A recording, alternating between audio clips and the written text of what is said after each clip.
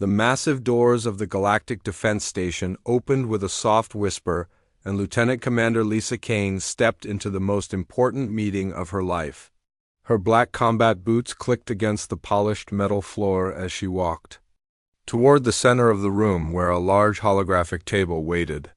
The blue glow from the table cast strange shadows on the walls, making the room feel cold and unwelcoming. Lisa wore her standard human military uniform with the Coalition insignia on her shoulder and her call sign Ghostwing embroidered in silver thread above her heart.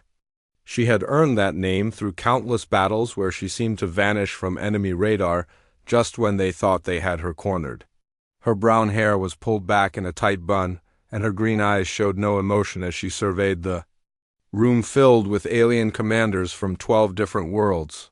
The conference room itself was designed to accommodate many different species. Some seats were large enough for the massive rock-like beings from Titan Prime, while others were small and filled with a special gas that the insect-like creatures from the hive worlds needed to breathe. The air recycling system worked overtime to keep everyone comfortable, creating a constant low hum that filled the background. At the head of the table sat General Vexstar, a towering reptilian creature from the Zephyrian Empire. His skin was dark green with scales that caught the light and threw it back in rainbow colors. 4 yellow eyes looked down at Lisa with what she could only describe as amusement mixed with contempt. His long tail swished behind his chair, and his clawed hands rested on the table surface. When he spoke, a small device attached to his throat translated his words into perfect English. "So this is the famous human warrior we have heard so much about," Vexstar said, his voice carrying a mocking tone that made several other aliens chuckle. "Tell me, little human, what does your call sign mean? Ghostwing? Do your people actually believe in supernatural spirits floating through space?" The question hung in the air like a challenge. Lisa had faced this kind of skepticism before, but never in such a formal setting with so many important military leaders watching her every move.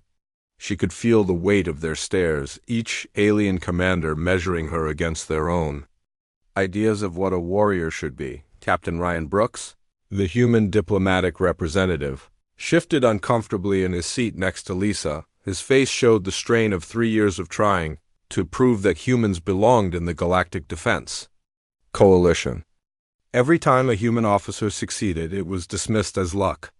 Every time they failed, it was seen as proof that humans were too primitive for space warfare.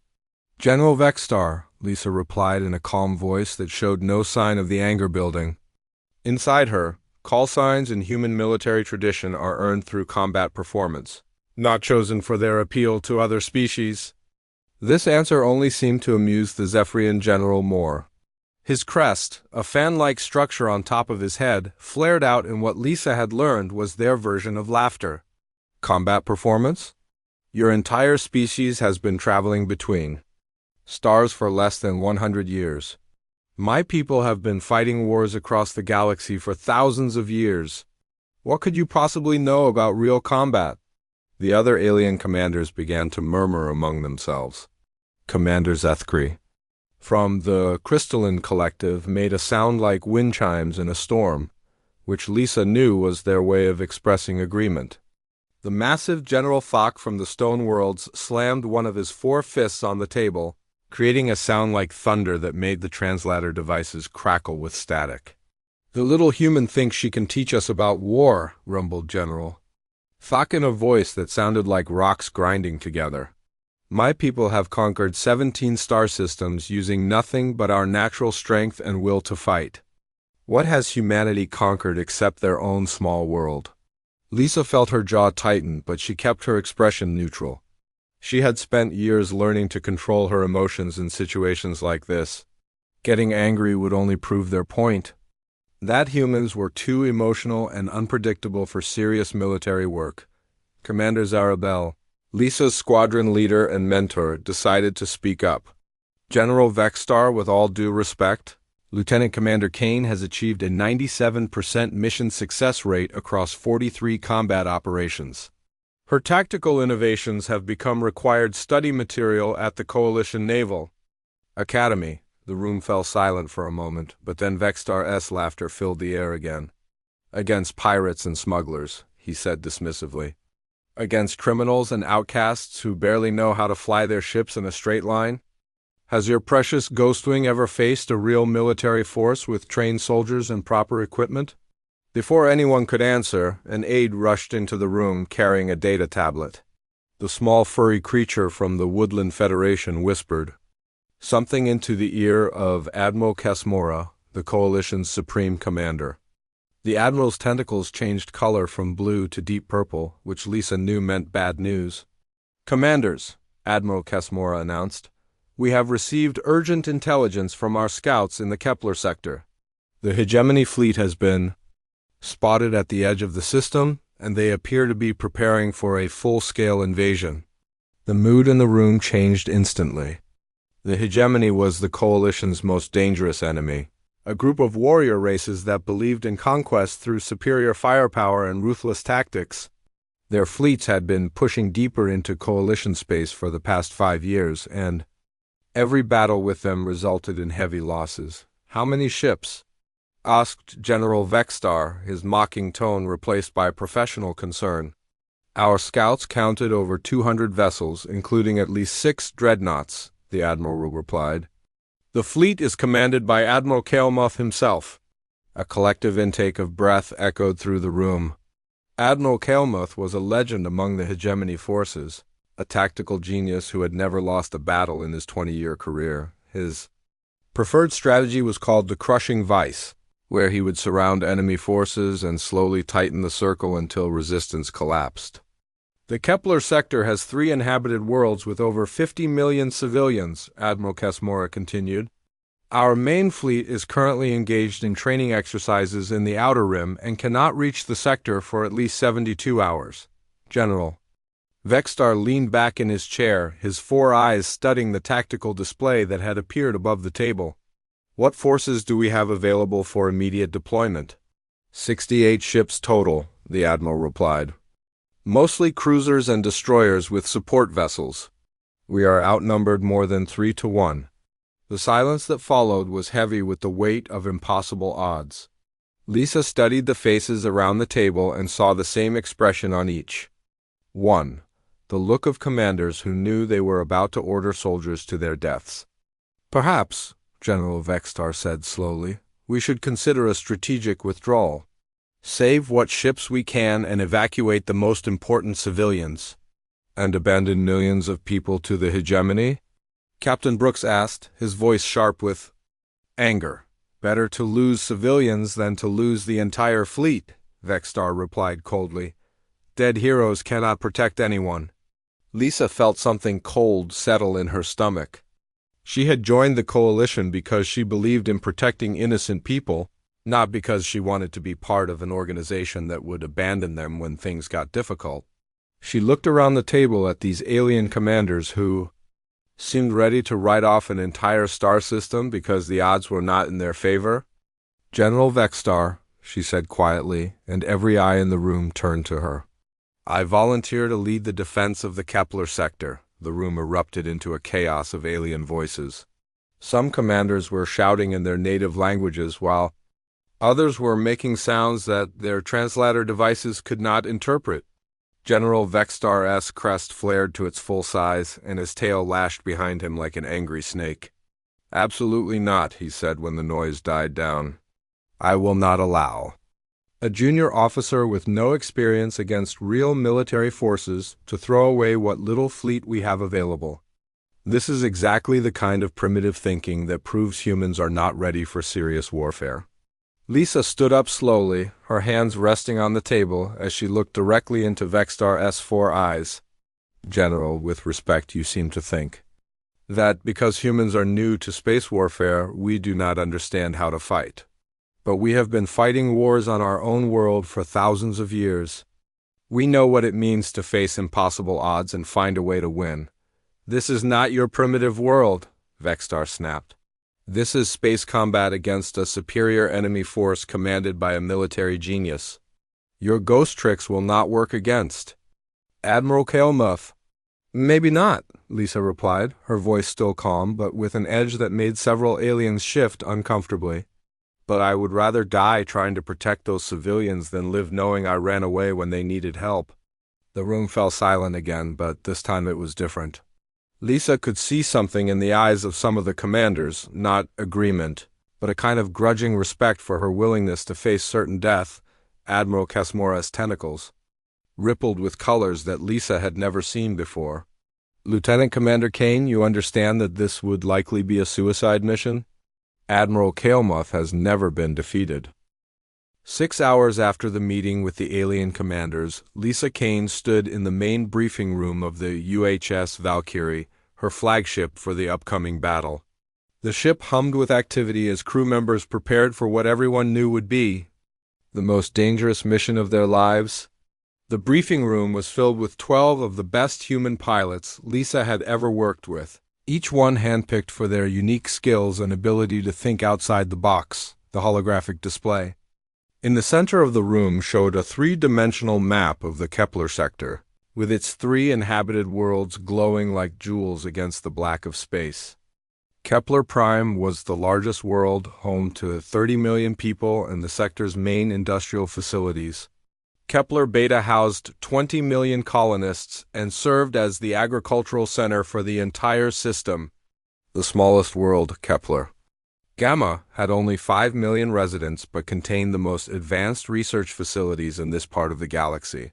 Ladies and gentlemen, Lisa began, her voice carrying the weight of command, what we are about to attempt has never been done before in the history of space warfare.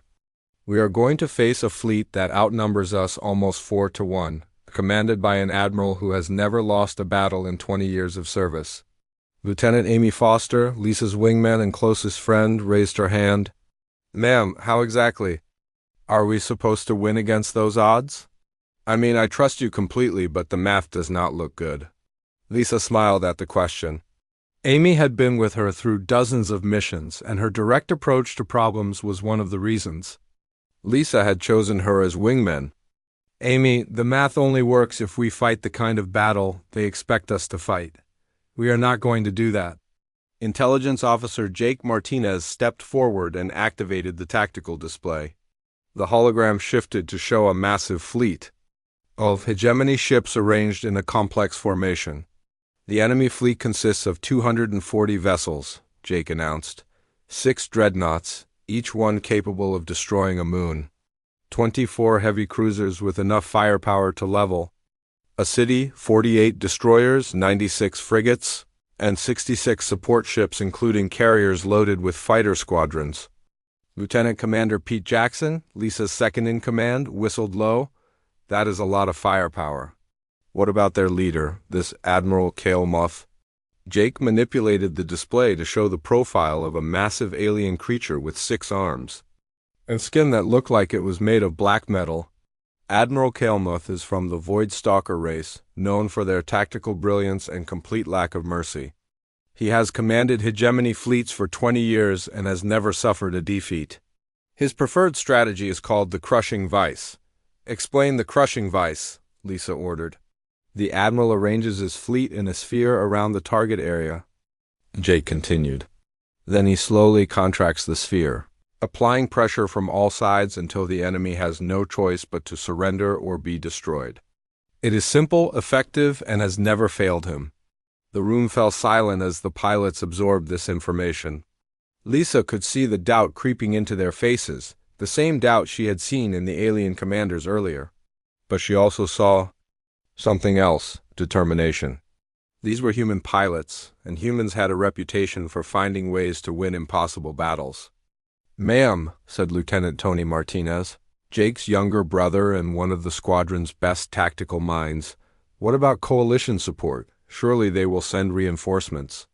Captain Ryan Brooks, who had been quietly observing from the back of the room, stepped forward. The main coalition fleet is engaged in training exercises in the Outer Rim. They cannot reach the Kepler sector for at least 72 hours. By then, the battle will be over one way or another. What about General Vexstar and the other alien commanders? Asked Lieutenant Sarah Kim, the squadron's communications specialist. Are they sending any support at all? Brooks shook his head. The official recommendation from Coalition Command is strategic withdrawal. They want us to evacuate what civilians we can and preserve the fleet for future operations. Abandon 50 million people? Amy's voice was sharp with anger. That is not what we signed up for when we joined the coalition. No, it is not, Lisa agreed. Which is why we are going to ignore their recommendation and hold the line. She moved to the holographic display and began manipulating the controls. The image changed to show the human fleet, 68 ships that looked tiny compared to the massive hegemony force. This is what we have to work with. 32 frigates, 20 destroyers, 12 heavy cruisers, and 4 support vessels. Not impressive by traditional standards, but we have something the hegemony does not. What is that? Pete asked. We think differently, Lisa replied. Every species in the coalition fights the same way: honor, direct confrontation, the belief that the strongest force wins. But humans learned to fight differently because we had to. On Earth, we were not always the strongest or the fastest, so we learned to be smarter. Jake activated another display showing historical Earth battles. Throughout human history, smaller forces have defeated larger ones through superior tactics, better use of terrain, and the element of surprise. The Battle of Thermopylae, where 300 Spartans held off thousands of Persians. The Battle of Agincourt, where English archers defeated French knights. David versus Goliath. The problem, Lisa continued, is that space warfare has become predictable. Every species follows the same basic principles: mass your forces, engage the enemy directly, and grind them down through superior firepower. Admiral Kael'muth has never lost because he is very good at that kind of fighting. Amy leaned forward in her chair. So what do we do differently? Lisa smiled, and for the first time since the meeting with the alien commanders, she felt genuinely confident. We become ghosts, real ghosts. We use every advantage human technology and human thinking can give us. She activated a new display showing the technical specifications of their ships. Our vessels have been modified with the latest human stealth technology. We can make ourselves nearly invisible to most sensor systems. More importantly, we can create false sensor readings that will confuse enemy targeting systems. Electronic warfare, breathed Tony Martinez. The aliens do not really understand it because they prefer direct combat. Exactly, Lisa confirmed. While they are looking for us with their sensors, we will be feeding them false information. They will see us where we are not and miss us where we are. Pete studied the tactical display with growing excitement. This could actually work. If we can control what they see, we can control how they react. But there is more, Lisa continued. We are not just going to hide from them. We are going to make them fight themselves. The room erupted in surprised murmurs. Sarah Kim was the first to speak. How do we make them fight themselves? Simple, Lisa replied. We create chaos in their ranks. We feed their sensors false information about friendly ships. We jam their communications at critical moments. We make them doubt everything they think they know about what is happening around them. Jake nodded slowly. Psychological warfare. Turn their own discipline and training against them. Admiral Kael'muth has never faced an enemy that fights like this, Lisa explained. His crushing vice strategy depends on perfect coordination and communication. If we can disrupt that coordination, his superior numbers become a liability instead of an advantage. Amy raised her hand again. What about the civilians? We cannot protect them if we are busy playing hide and seek with the enemy fleet. We protect them by making sure the battle never reaches the inhabited worlds, Lisa replied. We draw the hegemony fleet away from the planets and into space where we can use our advantages. And if the plan fails? Pete asked quietly. Lisa looked around the room at the faces of her pilots. These were good people, brave people who had volunteered to follow her into what everyone expected to be certain death. If we fail fighting for something we believe in. But I do not plan to fail, Captain Brooks stepped forward. Commander Kane, I have to ask, are you absolutely certain about this? The Coalition Command is prepared to authorize a withdrawal. No one would blame you for taking the safer option. Lisa turned to face him, her green eyes blazing with determination. Captain, 3 hours ago, General Vexstar told me that my call sign was primitive and meaningless. He said that humans do not understand real combat. He was wrong about one thing. He thinks being a ghost is about supernatural beliefs. She paused and looked around the room. But being a ghost in human terms means something different. It means being there when your enemies least expect it. It means striking from the shadows and vanishing before they can respond. It means haunting their dreams and making them fear what they cannot see or understand. The pilots began to nod, caught up in her words and her confidence. Lisa could see the doubt leaving their faces, replaced by the kind of grim determination that had carried human forces through impossible battles for thousands of years. Admiral Kael'moth has never lost a battle, she continued, because he has never faced an enemy that refuses to fight by his rules. In 6 hours, we are going to teach him and the entire galaxy what happens when you underestimate the species that learn to fight in the dark. Amy stood up, her hand moving to her sidearm, in an old military salute. Ghostwing, we are with you. The first sign that something was wrong came when the hegemony fleet dropped out of hyperspace at the edge of the Kepler sector like a swarm of angry metal wasps. Admiral Kael'moth stood on the bridge of his flagship, the Inevitable Conquest, watching as his perfectly organized fleet arranged itself into the formation that had brought him victory for 20 years. The massive Dreadnought's bridge was a testament to hegemony engineering, with multiple levels connected by gravity lifts, and walls lined with tactical displays showing every ship in the fleet. Kael'moth himself was an imposing figure even among his own warrior race, standing nearly 3 meters tall with 6 powerful arms that could each operate different control systems simultaneously. His black metallic skin reflected the light from the displays, and his 4 red eyes studied the tactical situation with the confidence of someone who had never known defeat. "Fleet disposition report," Kael'moth commanded, his voice carrying the authority of absolute command. "All ships are in position, Admiral," replied his tactical officer, a younger Void Stalker whose skin still showed the silver markings of inexperience. "The crushing vice formation is complete. Enemy forces are detected at bearing 27 Mark 9, approximately 68 vessels total." Kael'moth's mandibles clicked together in what passed for satisfaction among his people. "Excellent. Begin the contraction. Standard procedure. Maintain formation integrity and advance at 0.05 light speed. I want constant pressure on all sides." But as the massive hegemony fleet began its slow advance toward the human forces, something strange started happening. Ships at the edge of the formation began reporting sensor contacts that appeared and disappeared without warning. Targeting systems locked onto what appeared to be enemy vessels, only to find empty space when weapons fired. "Admiral," called the sensor operator, his voice carrying a note of confusion, "I am reading multiple contacts throughout the formation, but they do not match any known ship configurations." "Explain," Kael'moth ordered, moving to the sensor station with the fluid grace of a predator. "The contacts appear on sensors for 3 to 5 seconds, then vanish completely. When we attempt to target them, they seem to phase out of existence. It is unlike anything in our tactical database." Kael'moth studied the display with growing irritation. His strategy depended on being able to see and track every enemy vessel. Without accurate sensor data, the crushing vice could not function properly.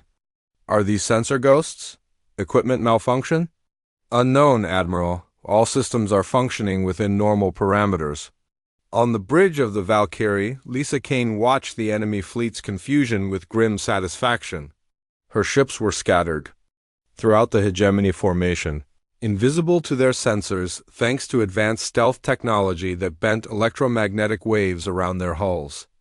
But more importantly, they were broadcasting false sensor signatures that made the enemy see threats where none existed. "Ghost Leader to all units," Lisa transmitted on a frequency the enemy could not detect. "Shadow Protocol is active. Begin Phase 1 harassment." Across the human fleet, pilots who had spent years perfecting the art of electronic warfare began their deadly dance. Lieutenant Amy Foster materialized her fighter just long enough to launch a spread of missiles at a hegemony supply ship, then vanished again before the enemy could respond.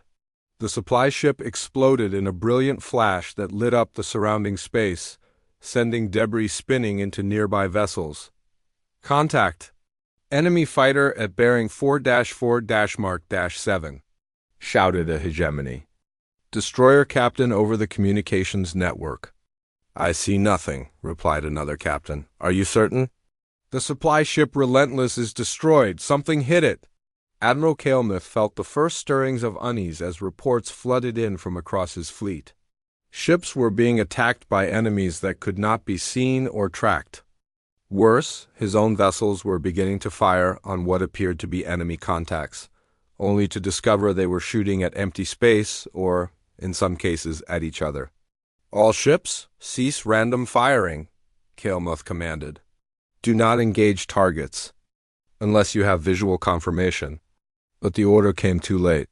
In the confusion of phantom contacts and disappearing enemies, 3 hegemony destroyers had already collided while trying to pursue sensor ghosts. A heavy cruiser had accidentally fired on one of its own escort ships. Mistaking it for an enemy vessel when its sensors were jammed at a critical moment, Lieutenant Pete Jackson led his squadron in a strike against the fleet's communication relays, targeting the specialized ships that coordinated information between different parts of the formation. His fighters appeared from nowhere, destroyed their targets with precision strikes, and vanished before the enemy could mount a defense. Admiral, we are losing coordination, reported the communications officer. Multiple relay ships have been destroyed, and we are experiencing interference across all frequencies. Kalemouth's 4 eyes blazed with anger as he realized what was happening. This is not conventional warfare. The enemy is using some form of stealth technology combined with electronic countermeasures. How do we counter it? Asked his tactical officer. We adapt, Kalemouth replied grimly. Order all ships to tighten formation. Reduce spacing between vessels to minimum safe distance. If we cannot see the enemy, we will remove the space they have to hide in. But as the hegemony fleet contracted, they played directly into Lisa's strategy. The closer the enemy ships came together, the more chaos the human forces could create. Lieutenant Sarah Kim used her communications expertise to broadcast false orders on hegemony frequencies, sending entire squadrons racing toward non-existent threats while the real human ships struck elsewhere. Ghost Leader, this is Tony Martinez, came the transmission from the squadron's tactical specialist. Enemy formation is compacting as predicted. They are making themselves more vulnerable to coordinated strikes. Acknowledged, Tony, all units. Prepare for Phase 2? Begin the revelation? The revelation was the most audacious part of Lisa's plan. Instead of continuing to hide, her ships suddenly became visible throughout the hegemony formation.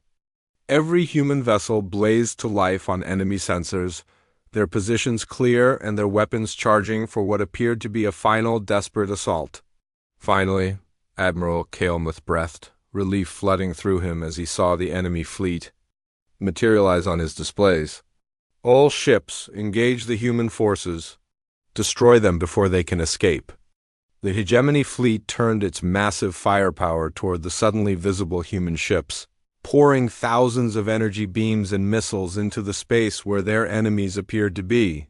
Explosions lit up the darkness as the alien weapons found their targets and tore them apart, but Admiral Kalemouth's relief turned to horror as his sensor officer spoke in a trembling voice. Admiral, those were not ships. They were holographic projections. Impossible, Kalemouth snarled. Confirmed. Sir? Analysis of the debris shows electronic components consistent with projection drones, not ship hulls.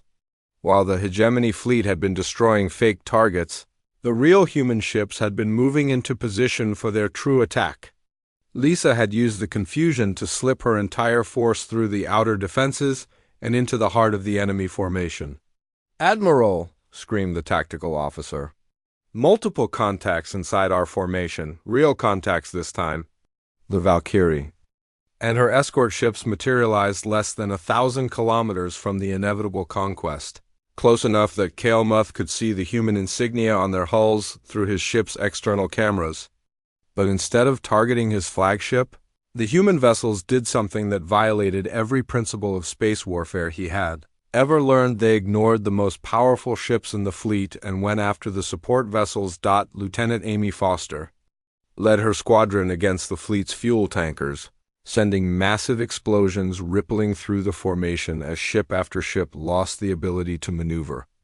Pete Jackson's fighters targeted the repair ships and medical vessels, crippling the fleet's ability to recover from damage. Tony Martinez coordinated strikes against the command and control ships that served as relay points for fleet communications. "This is insane," Kael'muth's tactical officer whispered. "They are not trying to destroy our combat ships. They are attacking our infrastructure." For the first time in 20 years of warfare, Admiral Kael'muth found himself facing an enemy that refused to fight according to established rules. The human forces were not interested in glorious battle or honorable single combat. They were systematically destroying his fleet's ability to function as a coordinated unit. "All ships, break formation," Kael'muth ordered desperately. "Pursue and destroy the enemy vessels by any means necessary." But it was too late. Without fuel ships, many of his vessels could not maneuver effectively. Without repair ships, battle damage could not be fixed. Without communication relays, different parts of his fleet could not coordinate their actions. The crushing vice formation, which had brought him victory after victory, was dissolving into chaos. "Admiral," his sensor officer reported, "the human ships are gone again. I cannot track them." Kael'muth stared at his tactical display in growing disbelief. In the space of 30 minutes, his perfect formation had been shattered by an enemy force 1/4 his size. Ships were colliding with each other in the confusion. 8 hours into what should have been a simple, crushing victory, Admiral Kael'muth stood on his bridge watching his perfect military record crumble like ancient stone.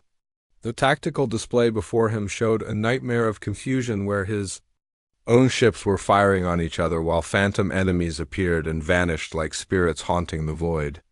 "Status report," Kael'muth demanded, his voice carrying the strain of a commander who was losing control for the first time in his career.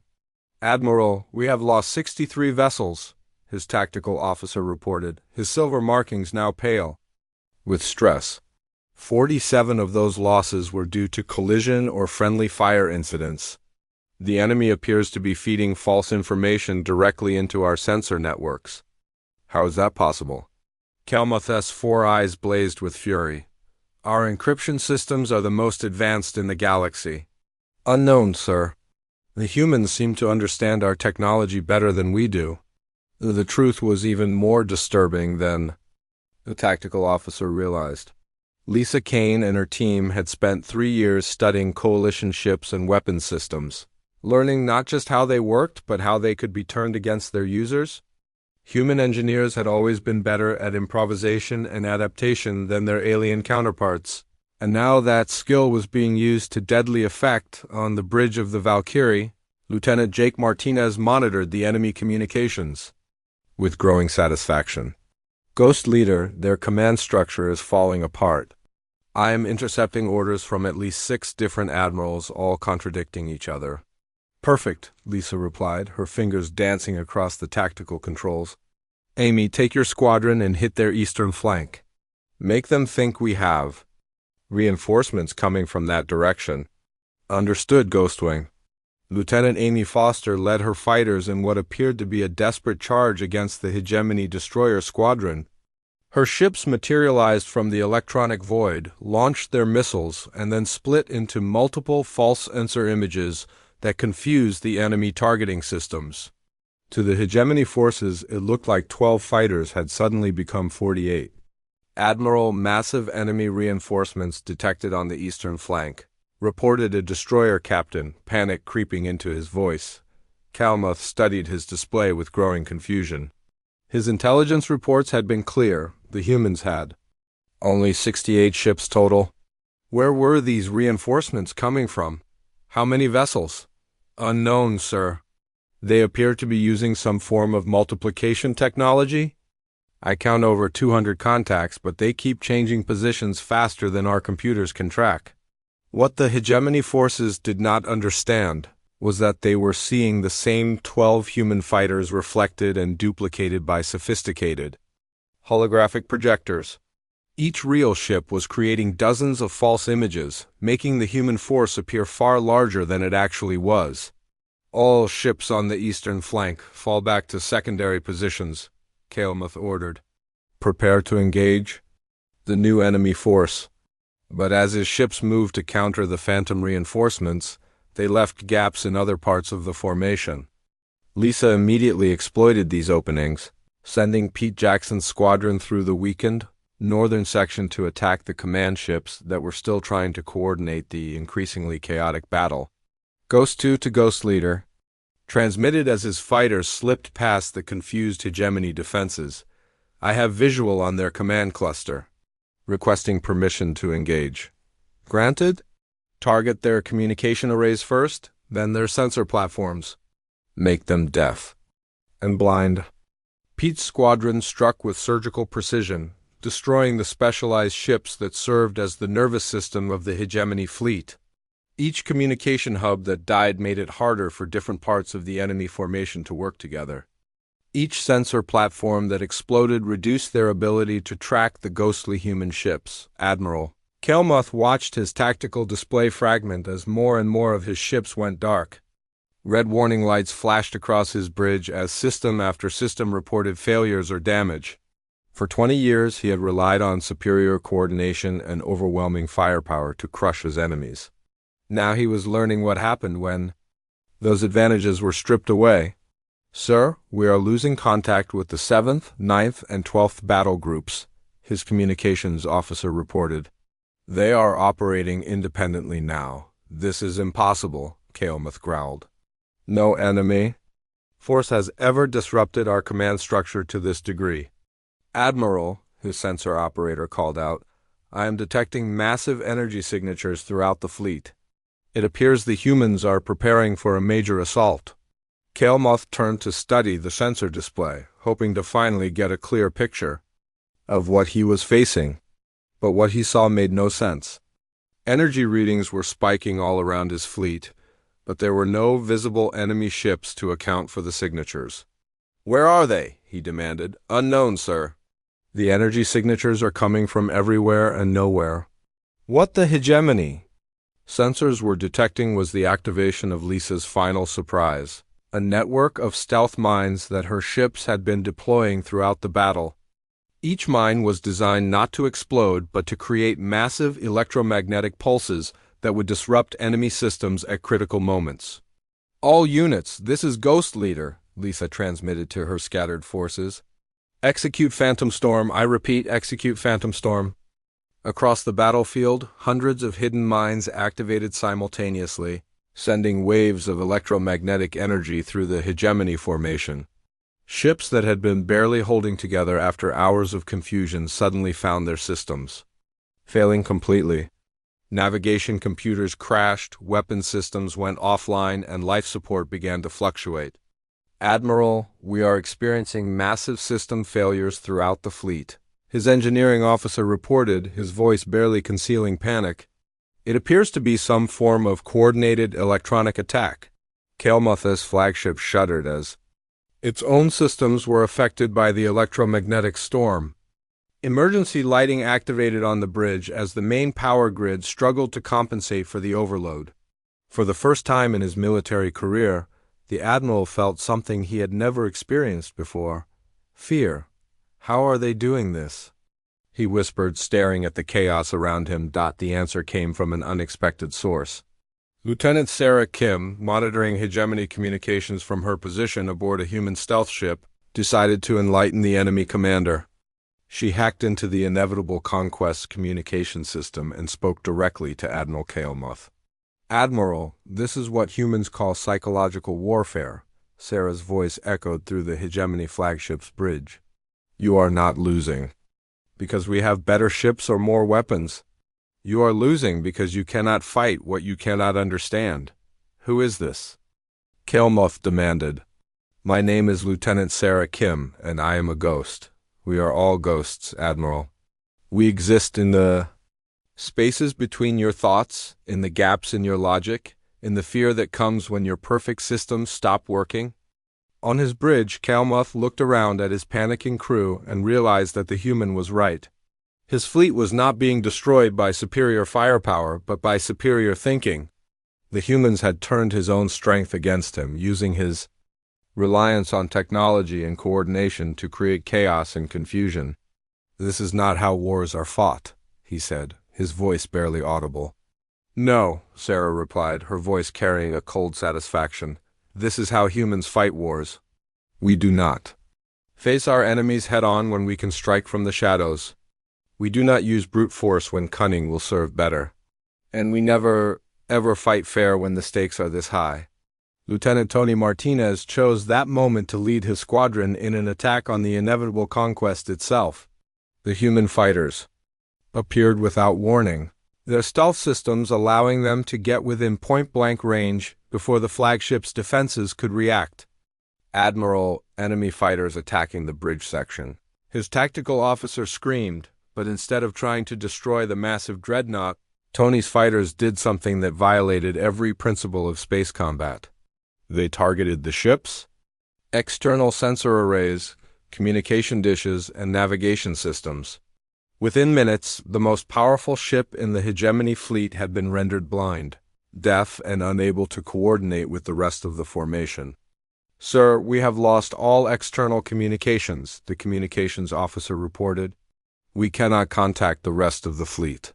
Kalmuth stood in the emergency lighting of his damaged bridge, surrounded by the wreckage of his perfect battle plan. Around him, his crew worked frantically to restore basic systems while the sounds of distant explosions echoed through the ship's hull. For 20 years, he had been the master of space warfare, the tactician who never lost, the admiral whose very name struck fear into enemy hearts. Now he was trapped aboard his own flagship, cut off from his fleet, facing an enemy that fought like no opponent he had ever encountered. "Admiral," his tactical officer said quietly, "what are your orders?" Kalmuth looked at the dead displays around him and realized that for the first time in his career, he had no idea what to do next. The humans had taken everything he thought he knew about warfare and turned it into a weapon against him. "I do not know," he admitted, the words tasting like poison in his mouth. In the darkness of space around the crippled flagship. 18 hours after the battle began, the Coalition reinforcement fleet dropped out of hyperspace expecting to find wreckage and defeat. Instead, Admiral Kesmora and her officers stared in stunned silence at their tactical displays showing the impossible, scattered hegemony ships fleeing in complete disorder, while human vessels pursued them like hunters chasing wounded prey. "This cannot be accurate," Admiral Kesmora said, her tentacles shifting through colors of disbelief. "Our sensors must be malfunctioning." "No malfunction, Admiral," her sensor operator confirmed. "The hegemony fleet is in full retreat. Count 147 enemy vessels fleeing the system, with 93 confirmed destroyed or disabled." The aftermath of Lisa Kane's impossible victory was spread across the Kepler sector like the remnants of a shattered dream. Hegemony ships drifted powerless through space, their crews either dead or too shocked to respond to rescue signals. Others limped away on emergency power, their proud formations reduced to scattered groups of confused and demoralized survivors. At the center of this devastation, the inevitable conquest hung motionless in space like a giant metal corpse. Admiral Kalmuth's flagship had been systematically disabled by strikes so precise that most of the crew survived, but the ship itself was completely helpless. Its weapons were dead, its engines silent, and its communication systems reduced to static. "Admiral Kesmora, this is Ghost Leader requesting permission to dock." Lisa's voice came through the Coalition command frequency with the calm professionalism that had never wavered throughout the entire battle. "Permission granted, Commander Kane," the Admiral replied, still trying to process what her sensors were telling her. "We need a full debriefing immediately." 20 minutes later, Lisa Kane stood in the Coalition flagship's main conference room. facing the same alien commanders who had witnessed General Vextar's mocking dismissal of her abilities. But this time, the atmosphere was completely different.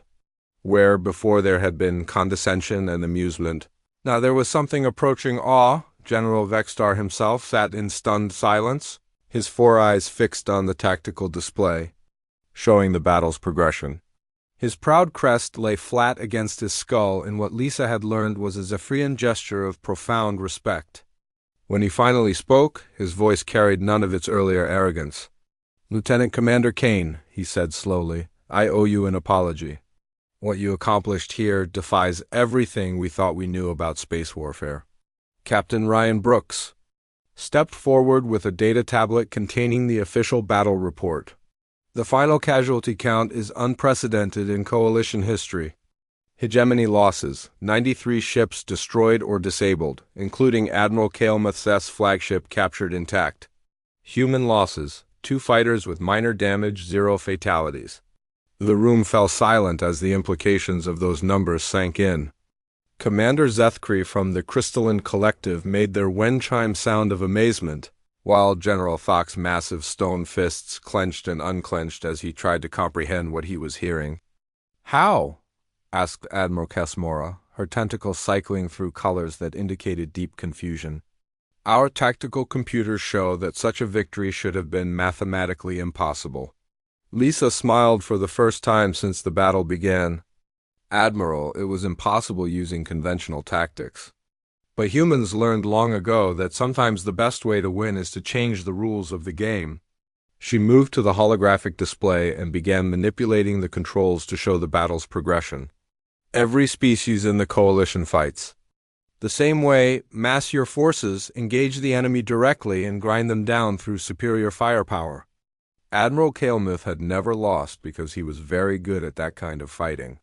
The display showed the initial hegemony formation, perfect and seemingly unstoppable. But humans have always been different. On our world, we were not always the strongest predators, so we learned to hunt in ways that our prey could not predict or understand. Lieutenant Jake Martinez stepped forward to provide additional details. "We used a combination of stealth technology, electronic warfare, and psychological manipulation to turn their own strengths against them. Their perfect coordination became a weakness when we could disrupt their communications. Their superior numbers became a liability when we made them fire on each other. The key," Lisa continued, "was understanding that Admiral Kael'Math's greatest strength was also his greatest weakness, his absolute confidence in his methods. He had never faced an enemy that refused to fight according to established rules." "General..." Vextar leaned forward, his military mind struggling to accept what he was hearing. "You deliberately violated the principles of honorable combat." "Yes," Lisa replied without hesitation. "Honor is a luxury we cannot afford when 50 million civilian lives are at stake. We fought to win, not to prove our courage or satisfy some abstract notion of fair play." Admiral Kesmora's tentacles shifted to deep purple, indicating serious thought. "Commander Kane, what you have demonstrated here will change the nature of warfare throughout the galaxy. Other enemy forces will study this battle and adapt their tactics accordingly." "Good," Lisa said, surprising everyone in the room. "Let them study it. Let them try to adapt. The beauty of human tactical thinking is that we never fight the same battle twice." Lieutenant Amy Foster, who had been quiet throughout the debriefing, spoke up for the first time. "With respect, Admiral, I think you are missing the real lesson here. This was not just about tactics or technology. This was about thinking differently." "Explain," General Vextar requested. "Every species in the Coalition approaches problems the same way," Amy continued. "You see an obstacle, you apply force until it breaks. Humans see an obstacle and ask why it needs to be broken at all. Maybe we can go around it, under it, through it, or make it break itself." The alien commanders exchanged glances, their various forms of communication creating a symphony of clicks, chirps, and color changes as they processed this concept. "You are saying that humans are inherently more creative in their approach to problem-solving," observed Commander Zethkri. "Not more creative," Lisa corrected. "Just different." We evolved on a world where survival often depended on outsmarting threats that were bigger, stronger, and more dangerous than we were. That experience taught us to value cunning over strength, adaptation over tradition. Captain Brooks activated. Another display showing the current status of the hegemony survivors. Admiral Kael'moth himself is requesting an audience with Commander Kane. He claims he wants to understand how his defeat was possible. Bring him aboard?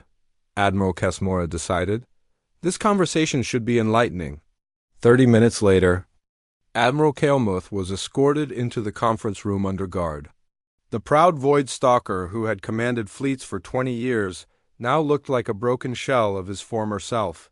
His black metallic skin had lost its luster, and his red eyes showed the haunted look of someone whose entire worldview had been shattered. "Commander Kane," he said, his voice carrying none of its former authority, "I have studied warfare for 50 years of my life. I have read every tactical manual, memorized every historical battle, mastered every strategy known to galactic civilization. How did you defeat me?" Lisa looked at the alien admiral with something approaching sympathy. "Admiral, you studied the wars that others had already fought. You learned to perfect strategies that had already been used. But humans learn differently. How? We learn by questioning everything. Every assumption, every rule, every tradition that says this is how things must be done. When everyone else sees warfare as a test of strength, we see it as a puzzle to be solved." Kael'moth's 6 arms gestured helplessly. "But your tactics were dishonorable. You used deception, misdirection, psychological manipulation. These are not the methods of warriors." "No," Lisa agreed. "They are the methods of survivors." "Admiral, let me ask you something. If your people were facing extinction and you could save them by abandoning your ideas of honor, would you do it?" The question hung in the air like a challenge. Kael'moth considered it for a long moment before answering. Yes, I would." "Then you understand why we fight the way we do. Humanity has been facing extinction threats for thousands of years. We learned that survival matters more than honor, that protecting the innocent is more important than maintaining tradition." General Vextar stood slowly, his massive frame casting shadows across the room. "Commander Kane, on behalf of the Zephyrian Empire, I formally apologize for my earlier words about your call sign. Ghostwing is not a primitive designation. It is a warning to enemies that they face something beyond their understanding." "Thank you, General," Lisa replied.